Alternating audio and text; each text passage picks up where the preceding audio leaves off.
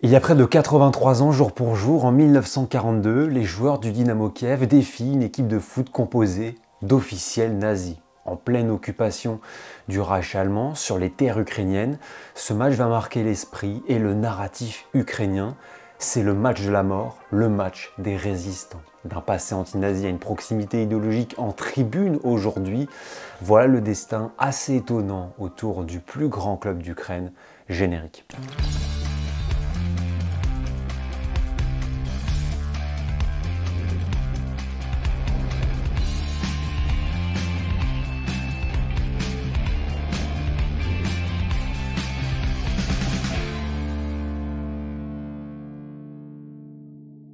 Bonjour les amis, bienvenue sur l'Arena, très heureux de vous retrouver aujourd'hui pour une toute nouvelle vidéo. Et aujourd'hui, un sujet football et histoire avec une sacrée histoire, une histoire très méconnue en France, vraiment, c'est rare de la connaître. Moi-même, je l'ai découverte il n'y a pas si longtemps et je l'ai trouvée tellement intéressante et passionnante que j'avais envie de vous la partager, notamment parce qu'il y a beaucoup d'échos par rapport à la situation ukrainienne aujourd'hui, qu'elle soit politique ou militaire, ainsi qu'autour du Dynamo Kiev et ses supporters, le club fil rouge de cette vidéo. N'hésitez pas pour me soutenir à liker cette vidéo, à la partager, à commenter bien sûr, à vous abonner pour ne manquer aucune nouvelle vidéo, aucune nouvelle chronique, aucun nouvel épisode du Trait Politique. YouTube a également mis en place un système de boost de vidéos ces derniers temps, ça se passe au niveau des commentaires. Vous avez un onglet où vous pouvez booster la vidéo en me donnant des points, c'est totalement gratuit, c'est comme un jeu et ça permet de mieux référencer la vidéo et de mettre en avant les créateurs de contenu que vous aimez. Donc si vous aimez l'Arena et mon travail, n'hésitez pas à booster cette vidéo. Installez-vous bien confortablement, peut-être en vacances à la plage au soleil tranquillement.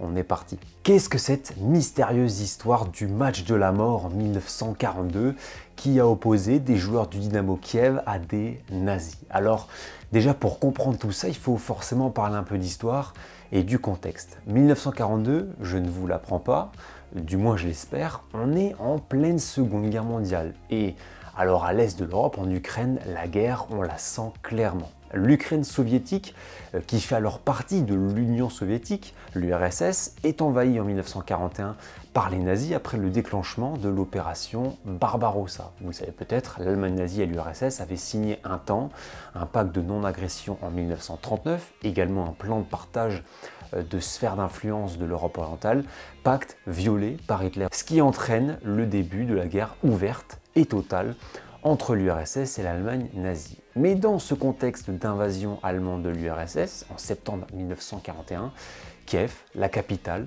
de l'Ukraine soviétique, tombe sous la domination nazie. L'Ukraine, qui avait subi déjà les horreurs du stalinisme dans les années 30 avec l'Holodomor par exemple, l'extermination par la faim, va subir les horreurs du nazisme dans le tout début des années 40 avec les exterminations de masse comme le massacre de Babi Yar, les camps d'extermination ou la Shoah par balle. En Ukraine occupée entre 1941 et 1944, entre 900 000 et 1,6 million de personnes perdent la vie. Dans ce contexte effroyable, marqué par les massacres, la guerre, les combats, les famines, la peur, le football devient un exutoire, un moyen de trouver une once de bonheur. C'est le sport le plus populaire dans les républiques du RSS à l'époque et l'Ukraine dispose d'un phare footballistique, un des meilleurs clubs d'Europe de l'Est, le Dynamo Kiev. Fondé en 1927, il est, par son appellation Dynamo, intimement lié à l'histoire du régime soviétique et communiste puisqu'il appartient à la grande matrice Dynamo, l'association omnisport soviétique fondée en 1903 par Félix Dzerzhinsky, celui qui a également dirigé la Tchéka, la police politique du régime bolchevique entre 1917 et 1922. Donc l'origine du Dynamo Kiev, elle est éminemment politique et c'est un club qui fait briller les joueurs ukrainiens puisque le Dynamo va devenir dès les années 1930 un club très performant qui va jamais marquer l'histoire du football soviétique, surtout après la Seconde Guerre mondiale et jusqu'à la dislocation de l'URSS. Le club le plus titré de l'histoire du championnat de foot de l'Union soviétique entre 1936 et 1991, un football alors hyper puissant qui plus est.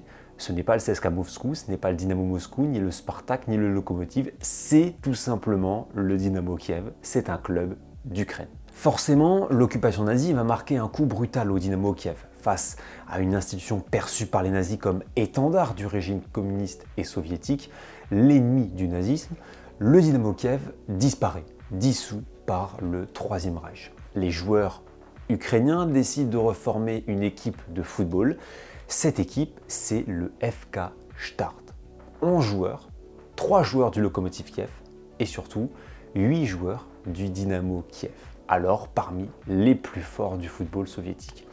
Grâce à cette nouvelle formation, qui s'est un peu fondée dans la clandestinité, le club du FK Start peut disputer le championnat nouvellement organisé par les nazis et les premiers résultats sont absolument excellents avec des victoires écrasantes gagnées sur des scores fleuves.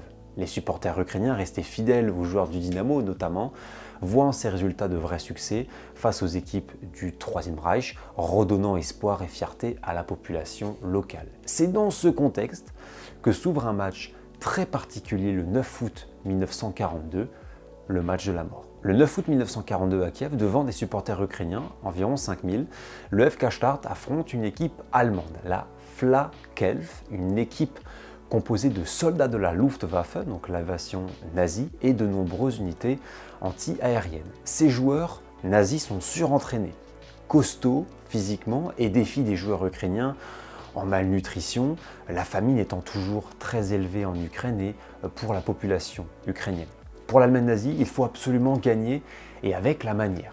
À l'image des Jeux Olympiques de 1936 qui avaient été organisés dans la capitale à Berlin, le sport est vu comme une arme de propagande pour le régime, un moyen selon les rhétoriques nazies de montrer la supériorité morale et physique de la race aryenne. Pour couronner le tout, l'arbitre du match n'est autre qu'un officier SS. Voilà, ce 9 août 1942, le décorum autour de cette rencontre en Ukraine, teinté d'une véritable propagande nazie ostensible. Pour les joueurs du FK Start, affronter l'occupant sur le terrain de football, c'est résister, c'est montrer la force ukrainienne, la résistance et la résilience. Et le premier signe de résistance, il va avoir lieu avant que le match ne débute. L'arbitre du match, à l'entrée des acteurs sur la pelouse, ordonne aux anciens joueurs du Dynamo Kiev d'effectuer le salut nazi.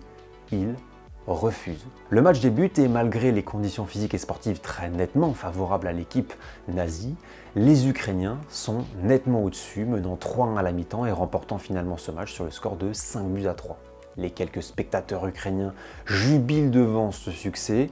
Pour le Troisième Reich, c'est une véritable humiliation, vous en doutez, et ce sont les conséquences de cette défaite qui vont donner l'appellation et la légende du match de la mort. Alors pourquoi match de la mort? Les historiens qui se sont penchés autour de ce sujet et des mémoires autour de ce match ne sont pas tous d'accord. Des rumeurs ont fait état de menaces de mort proférées par les nazis avant le match à l'encontre des Ukrainiens, en les incitant à perdre le match sous peine de représailles.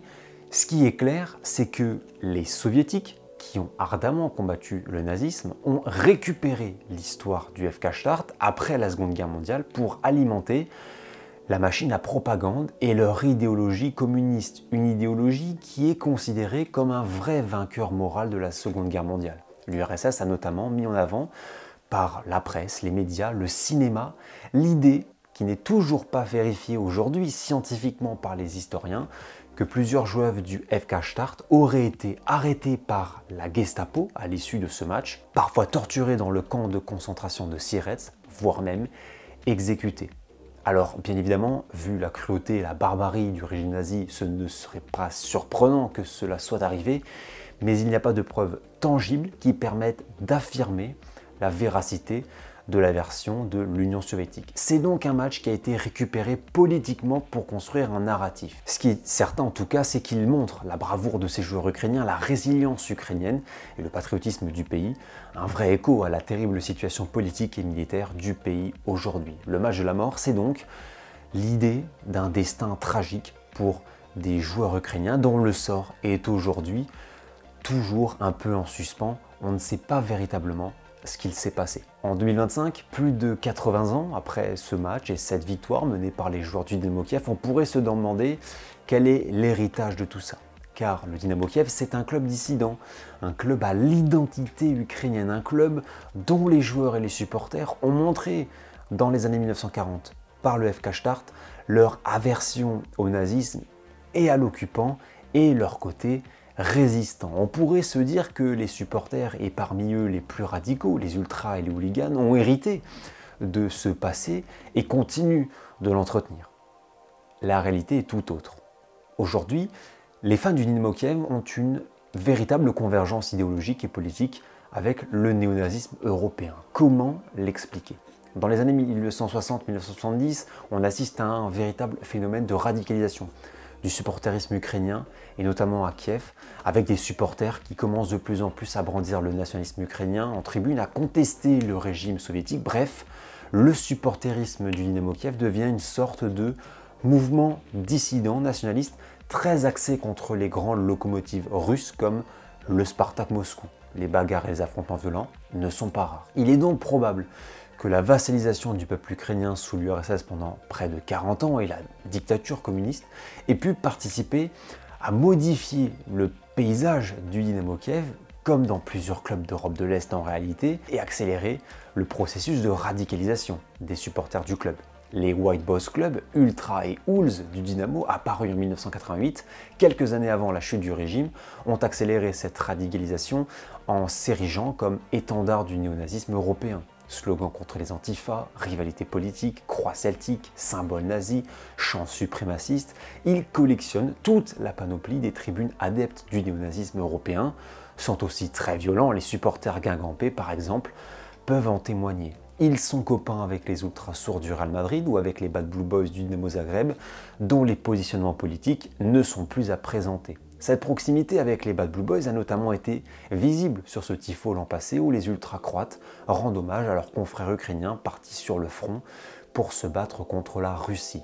Car oui, souvenez-vous, c'est une autre panoplie des White Boys, c'est l'ultra-patriotisme et la militarisation du groupe. Dans cette vidéo que j'ai sortie il y a 2 ans, je montrais comment les ultras et hooligans ukrainiens, et notamment les White Boys du Dynamo, avaient pris les armes dès 2014 dans le Donbass, à l'est de l'Ukraine, pour combattre les forces séparatistes russes. Certains ont même activement rejoint le bataillon Azov, un bataillon néo-nazi de l'armée ukrainienne composé notamment de plusieurs ultras et hooligans un peu partout dans le pays, mais qui ne représente pas grand-chose sur l'ensemble des forces armées et militaires du pays. Bref, tout ça pour montrer ces incointances des White Boys Club du Dynamo et cette radicalisation du groupe qui a très nettement coloré le Dynamo Kiev.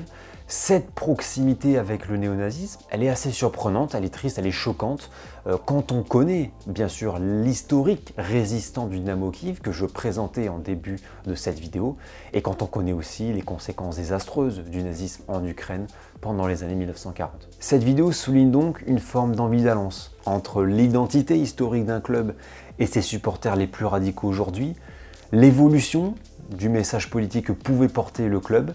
Cela montre ainsi à quel point un contexte politique façonne énormément un groupe de supporters. On le voit évidemment aujourd'hui très bien en Ukraine avec la guerre. En tout cas, j'espère sincèrement que cette histoire méconnue du match de la mort et la bravoure de ces joueurs ukrainiens face à l'occupant nazi vous aura intéressé, montré une nouvelle fois une facette assez incroyable de ce football politique dans l'histoire du monde au XXe siècle.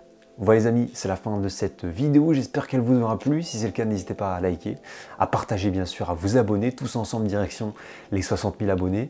N'hésitez pas à le faire, c'est gratuit, ça me soutient beaucoup. Et si vous découvrez la chaîne ou si vous regardez sans être abonné, n'hésitez pas à le faire les amis. Merci vraiment du fond du cœur à toutes celles et ceux qui le feront. C'est tout pour moi pour cette semaine. Je vous souhaite un très bel été, de bonnes vacances, de bons congés, profitez bien, régalez-vous bien. Un grand courage à celles et ceux qui travaillent, qui révisent, qui n'ont pas la chance malheureusement de partir. Je vous souhaite de passer du bon temps quand même. Rendez-vous très bientôt pour la suite des aventures sur l'Arena. D'ici là, prenez soin de vous et comme toujours et surtout, profitez des vôtres. Ciao ciao.